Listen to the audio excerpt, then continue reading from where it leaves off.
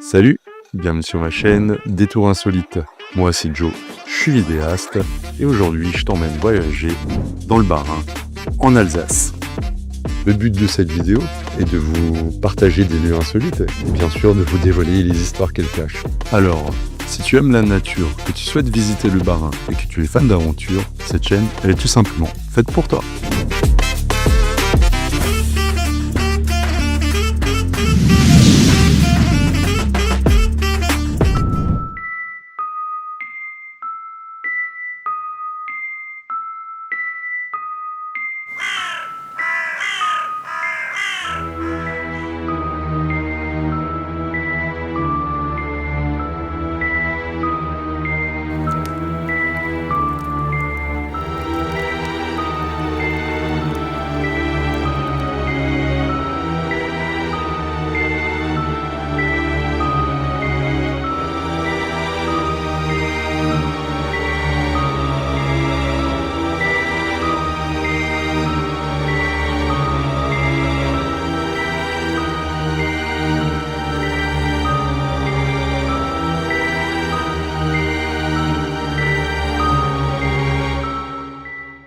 Dans le silence de Saverne, au petit matin, l'air semble chargé des murmures des siècles du passé.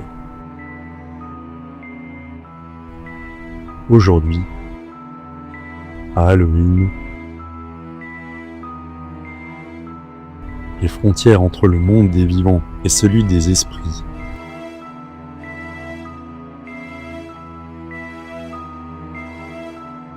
s'amincissent.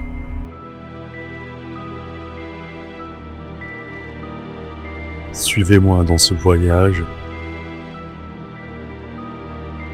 où histoire, mystère et légende s'entrelacent.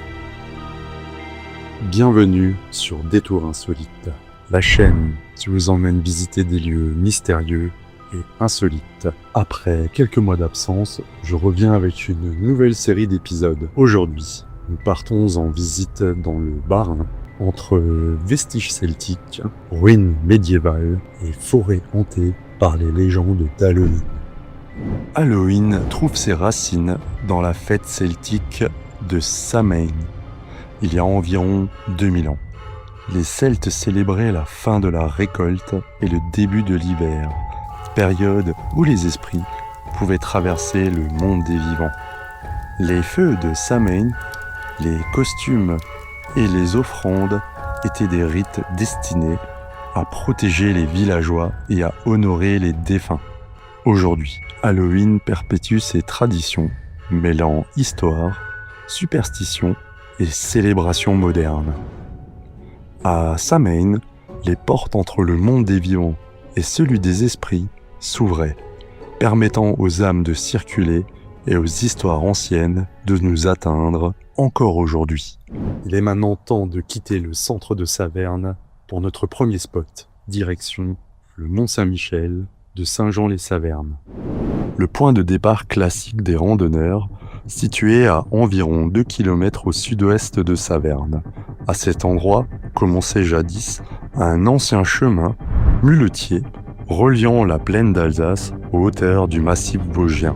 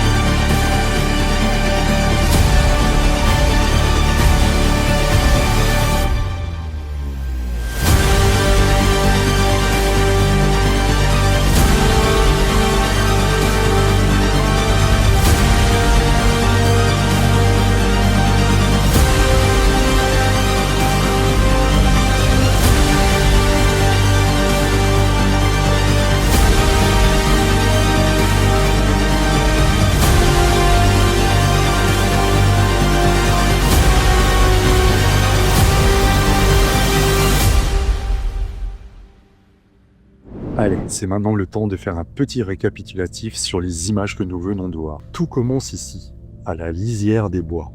Ce sentier, foulé depuis des siècles, menait jadis au sanctuaire du Mont Saint-Michel, un lieu de passage entre le monde des hommes et celui des ombres. Notre premier spot sera la grotte des sorcières. Un petit peu de contexte. La grotte des sorcières est une petite cavité naturelle creusée dans le grès des Vosges. L'entrée, basse et humide, s'ouvre au flanc de la colline. Des fouilles non officielles, dans les années 1920, auraient retrouvé des tessons de poterie et un fragment d'autel votif, preuve d'un culte ancien. On raconte qu'une femme du nom d'Edwige, guérisseuse du village, y aurait trouvé refuge en 1631, après avoir été accusée d'avoir tourné le lait et levé des tempêtes.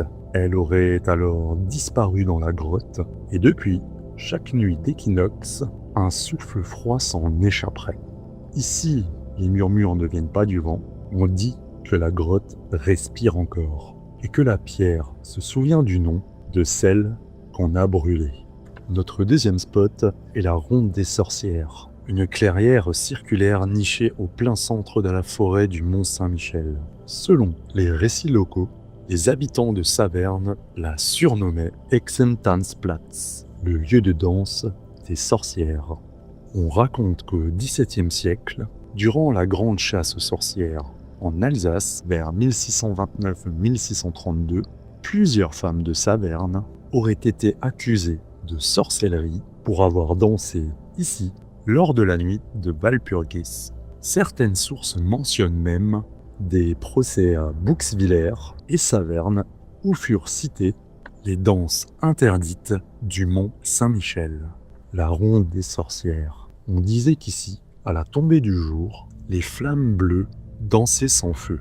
Les juges n'y virent que folie, mais les anciens savaient, ces lieux avaient un autre pouvoir. Notre troisième spot est la chapelle Saint-Michel. Édifiée au XIIIe siècle, la chapelle remplace un ancien sanctuaire païen à Bélénos, dieu celte du soleil. Le choix de l'archange Saint-Michel, vainqueur du démon, n'est pas anodin. Comme souvent au Moyen-Âge, l'Église posa des croix sur les anciens lieux de culte. C'est une petite nef romane, pierre blonde, avec un autel tout simple. Des croix gravées dans le grès dateraient du XVe siècle. Les prêtres ont dressé ici le symbole du combat céleste. Mais dans le silence des pierres, un autre culte demeure. L'archange veille sur ce que même lui ne peut bannir. Il est temps maintenant de continuer le reste de notre visite.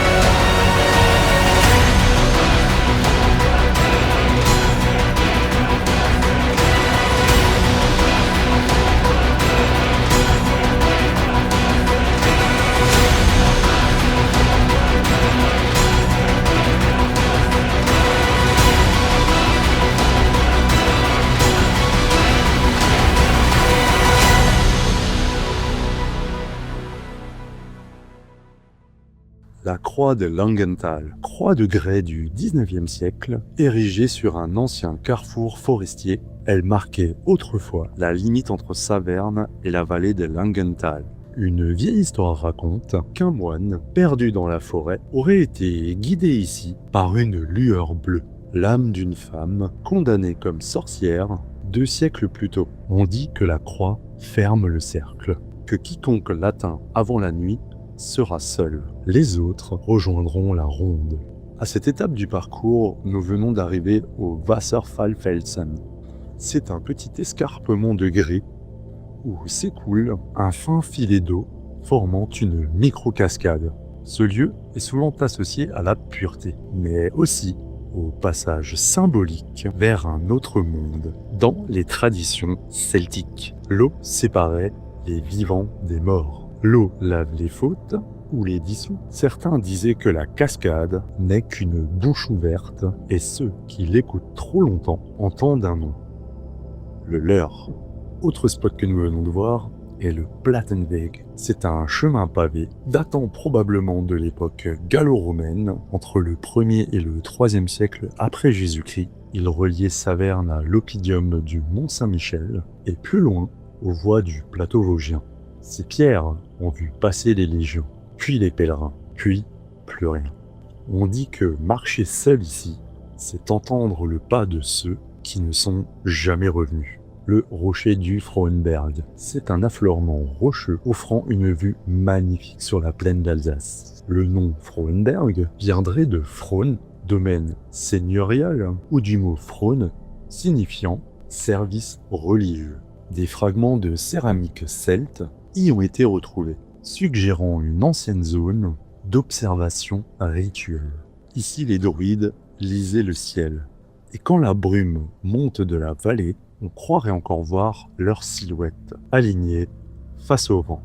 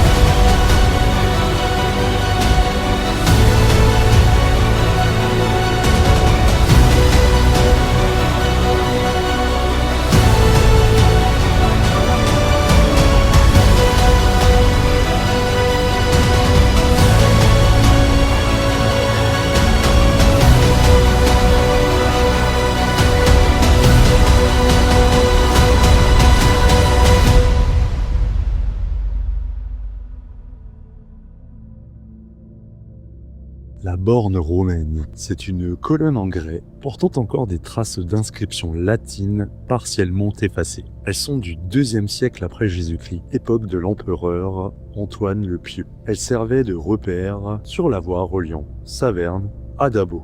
Ce vestige dressé au milieu des bois, c'est un témoin d'un temps où les dieux changeaient, mais où la peur restait la même. Le château de Wattenberg, construit au XIIe siècle par la famille de Wattenberg, vassal des Dabo, détruit pendant la guerre des païens, il n'en reste que des pans de murs. On raconte que les seigneurs, obsédés par l'or, auraient fait un pacte avec un esprit des profondeurs. Lors de la révolte, le château aurait été englouti par les flammes et son âme a erré autour des ruines. Les pierres de Wattenberg brûlent encore sous la mousse. Ceux qui écoutent le vent y entendent parfois un rire métallique. Et voilà, c'est déjà l'heure, nous arrivons à la fin de cet épisode. Cette randonnée nous a emmenés à travers des forêts millénaires, des pierres sacrées et des sentiers chargés de mystères. Entre histoire celtique, légendes de sorcières et atmosphère d'Halloween, nous avons ressenti le souffle du passé sur chaque pas. Chez Détour Insolite, chaque lieu raconte une histoire. Chaque pierre a un secret et chaque randonnée est un rendez-vous à l'émerveillement. Que vous soyez randonneur, passionné d'histoire ou curieux de légendes, laissez-vous guider par la magie de ces lieux et osez franchir les portes du temps. J'espère que vous avez passé un agréable moment. On se retrouve le mois prochain pour un nouvel épisode. N'hésitez surtout pas à vous abonner à la chaîne, à mettre un petit pouce bleu, ça m'aide à y voir un petit peu plus clair et ça me motive pour les prochains épisodes. Alors je vous dis au mois prochain pour un nouvel épisode de Détour Insolite bien sûr. Ciao ciao.